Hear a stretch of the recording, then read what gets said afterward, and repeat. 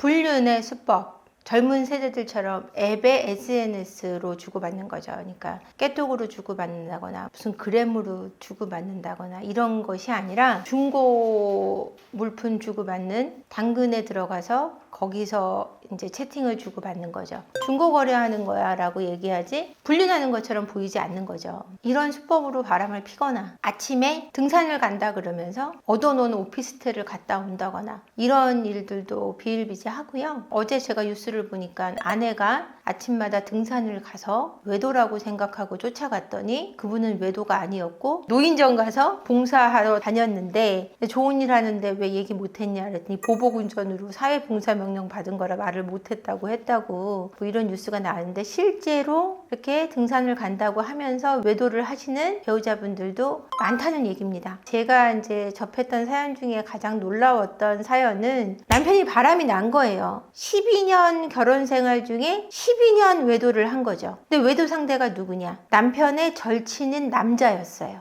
양성애자였던 거죠. 키스하는 걸 발견하게 된 거예요. 12년 만에. 12년간 같이 찍었던 사진들을 다 살펴보니까 외도의 정황들이 다 있는 거예요. 사진 찍을 때 둘이 이렇게 손이 맞닿아 있다든지 너무 지나치게 얼굴을 맞대고 사진을 찍는다든지 어디든지 여행을 갈 때 따라왔다든지 이런 정황들이 다 12년간에 있는 거예요. 결혼을 하면서부터. 아내는 재혼이고 남편은 초혼이긴 했는데 왜 나랑 결혼했는지 모르겠다. 이제 아내분은 이제 그 얘기였는데 집안의 문제였던 것 같아요. 결혼을 원하는 그 남자의 집안. 아이가 있는 재혼의 여자와 결혼을 해서 아이는 낳지 않는 그런 형태로 살아가기 위한 위장 결혼 같은 거였어요. 아내분이 남편을 너무너무 사랑하는 거예요. 왜 자기 애도 자기만의 애인데 본인의 애처럼 잘해주니까 마인드가 자기는 아이를 낳을 생각이 없으니까 아이한테도 잘해준 거예요. 충격이 어마어마해서 찾아오셨던 게 있어요. 그 사진을 저한테 보여주셨는데 누가 봐도 남자지만 너무 사랑하는 눈빛과 너무 사랑하는 제스처들이 그 사진 속에 남아있는 거죠.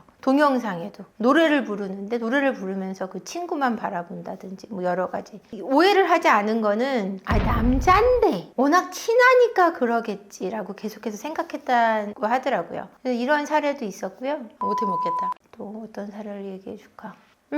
집을 짓는 거예요. 어떻게 짓냐? 내 아내하고 사는 집, 본가와 회사와의 거리, 그 회사와 비슷한 거리에 집을 하나 얻는 거예요. 상간녀와 살 집을 지어가지고 퇴근하는 시간이 비슷하게 걸리게끔 집을 얻는 거예요. 그래서 그 집에 가 있으면서 퇴근할게 하고는 집으로 오는 것처럼. 이게 직장인들은 힘들고 사업하는 사람들이 가능한 거예요. 시간이 자유로운 영업직이라든지 사업을 한다든지 이런 사람들은 가능한 거예요. 아내가 전혀 눈치를 못 채게 30년이면 30년, 20년이면 20년 이렇게 외도를 하신 분들도 아주 드물지만 종종 있습니다. 이런 분들, 아내분들의 반응은 오셔서 울기보다 웃어요. 결혼 생활이 한 30년, 20년 되시다 보니까 이제 이런 상황이 처음에 우셨겠지만 오셔서는 너무 어이가 없으니까 웃어요. 막 웃고 제가 이래요. 어떻게 할까요? 뭐 이런 식으로 얘기하시지 뭐 땅을 치고 막 이러지도 않으세요. 이제 거의 멘탈이 나가신 거예요. 영혼이 들어있지 않아요. 너무너무 힘드시니까. 남자들끼리 사귀었다는 얘기 들으니까 어떠세요? 그 분류는 상상하기가 어렵죠? 너무 충격적이에요. 일단 놀랍죠. 그래서 그 아내분이 막 펄펄 뛰었어요. 저한테 오셔가지고. 그거 안지 얼마 안 됐는데 불륜을 하는 느낌은 있었대요. 남자일 거라고 상상 못했고 남자여도 그 남자일 거라고는 생각을 못한 거예요. 근데 그렇게 많이 붙어 다녔다고 얘기를 하더라고요. 어떻게 먹겠다. 상간녀나 상간남이 유채기의 본가와 보통 가까이 있나요? 좀 멀리 있나요? 가까이 있어요. 대체적으로 상간녀나 상간자들은 한 85%, 90%가 가까이 살고 있고요. 멀리 있는 경우가 한 10% 내외예요.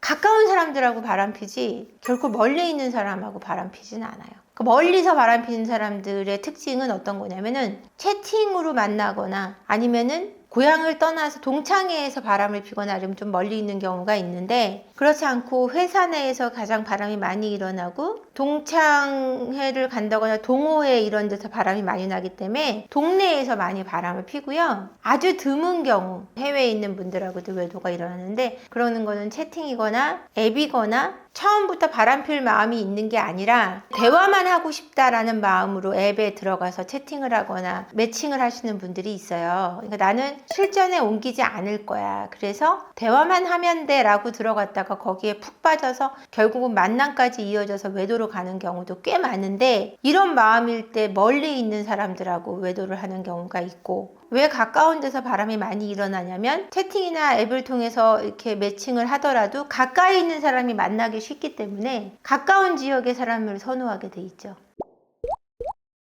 자기도 모르게 상간녀, 상간남이 되어버렸다 이런 경우도 있잖아요. 있죠. 그러니까 실제로 아가씨인 척, 미혼인 척 접근을 해서 몰랐던 경우가 있어요. 그 파트너 보셨지만 거기서도 어떤 젊은 남성이 앱을 통해 만났는데 미혼인 줄 알았다면서 돈을 뜯는 꽃뱀 부부한테 당하는 얘기가 나오는데, 이게 꽃뱀 역할, 제비 역할을 하려고 그래서 그러는 게 아니라 정말로 미혼이라고 했을 때 상대방을 유혹하기가 좋기 때문이에요. 나 기혼인데 사귀고 싶어요 그러면 뺨이 날라오잖아요. 그죠? 욕이 날라오거나. 그거보다 좀 손쉽게 이성을 유혹하기 위해서 미혼이에요, 돌싱이에요, 애는 없어요, 이런 식으로 접근을 하는 거예요. 깜쪽같이 속아요.